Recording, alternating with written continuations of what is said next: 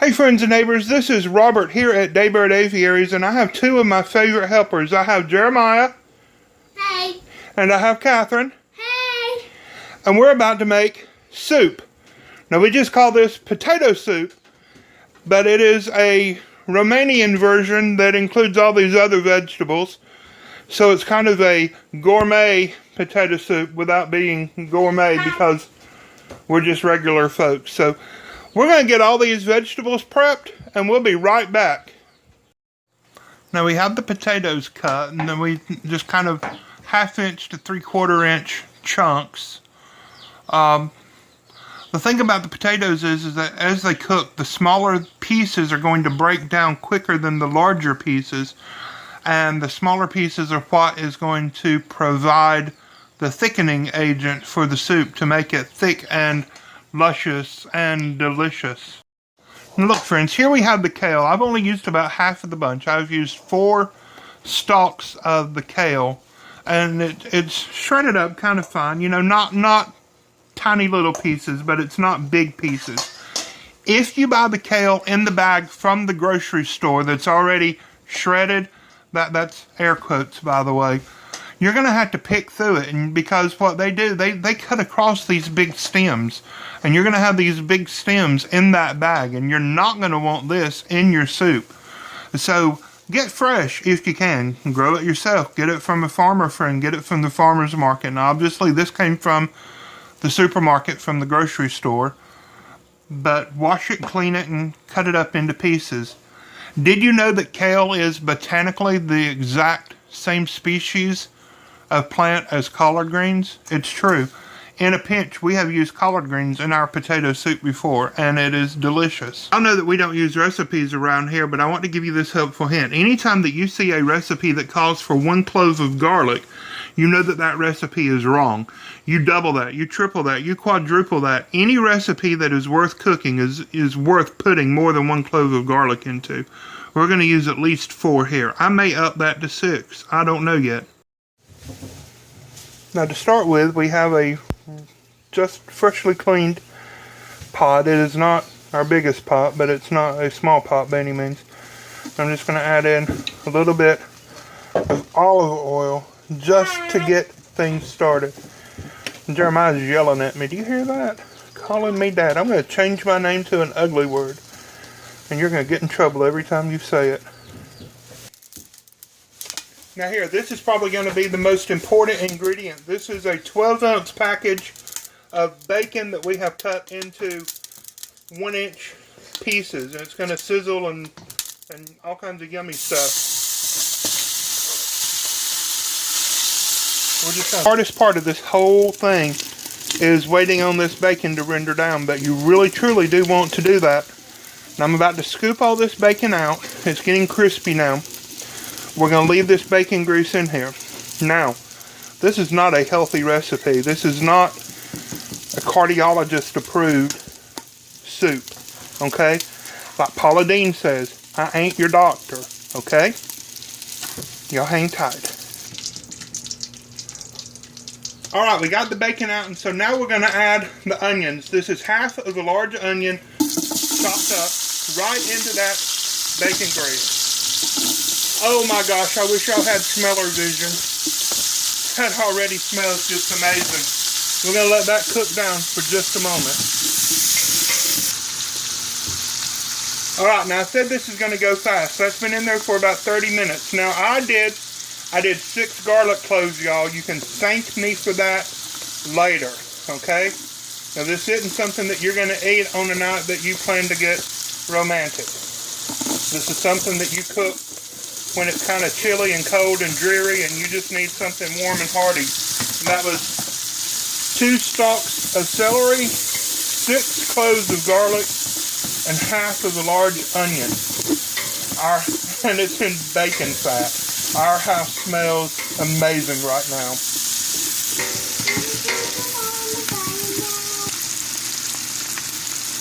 Our camera fogged up. Look at that. Now I'm going to make a correction. My lovely wife, said that I told you that the onion cooks for 30 minutes. It was only about 30 seconds. The whole Trinity in here, the onions and the garlic and the celery. They've been in here for about a minute together. So the onions have cooked for about an hour and an hour. What am I supposed to say? A minute. A minute. The onions have cooked for about a minute and a half. The celery and garlic's been in here for about a minute, and I have been stirring constantly. You don't want the garlic to burn. And look at all that steam coming out of here. And we can see the... Now look, did y'all ever watch Justin Wilson on TV? He was on PBS. He was the Cajun cook. That's probably a quarter of a teaspoon, and he would say, I guarantee. This is black pepper. I'm going to add that right in, and I'm going to add, probably a teaspoon of just regular table salt, because that's what we have. Things are starting to get just a little bit brown in there. So what I'm going to do, I'm going to go ahead and I'm going to add in all of our potatoes. Now what we want to happen is the few potatoes down in the bottom that are touching the oil, they're going to start to fry just a little bit, and we want to allow that to happen. That's going to add to the taste of this. Just momentarily. No big deal whatsoever. And then I'm going to go ahead and I'm going to add 2 cups of water, just enough to come to the tops of the potatoes. And we're going to let this cook for 4 or 5 minutes. Alright, now this has been cooking for about 5 minutes. And, wait, how long? I think more than 5 minutes. More than 5? We don't know. We've cooked it until the potatoes are done. Yeah. Okay, 15 minutes. Yeah. 2 hours. I don't know. Sounds about right. What I have added, well, I added 2 more cups of water, and then Daniela added 2 more. But what you want to do is you want to push some of the potatoes up against the wall of the pan so that they kind of mush. And that you don't want to make mashed potatoes, but it's going to thicken the soup quite a bit. But not all the potatoes. Not all the potatoes, no. Yeah, just some of them. And if you let it cook too long, they're going to mush up on their own anyhow. But we're hungry, so I'm going to try to hurry this along. They're done. They're perfectly done. Now I know you think that the soup looks... you can't see the soup for all the steam. It looks brown. If you didn't want to add water, you could add chicken broth. I would not add beef broth. You could add vegetable broth instead of water. That, of course, will change the taste of the soup slightly. But what we're going to do is I'm going to go ahead and add the kale. Now, this is 4 stalks of kale that has been shredded. When I was in Romania, I had potato soup that had green leaves cooked in with it, and nobody could really tell me what the green leaves were, so I'm not sure what they were. Probably just whatever they could afford, yeah. Could afford or could grow or could gather. Find in the garden. What they could find in the garden. Yeah. But we use kale, and we like kale. And that's going to wilt down just a little bit.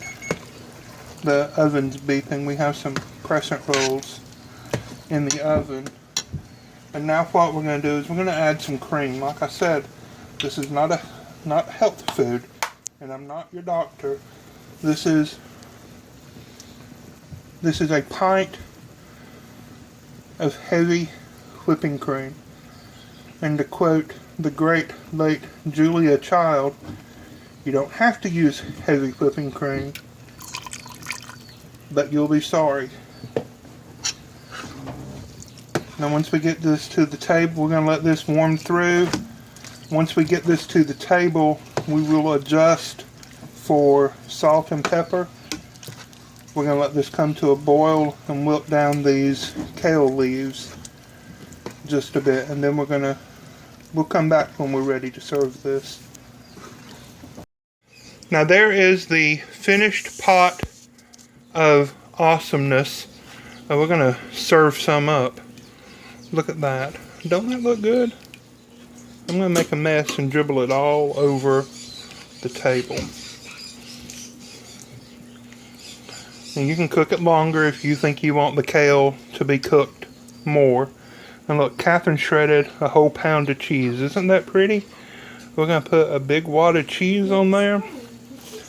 And then some of that bacon.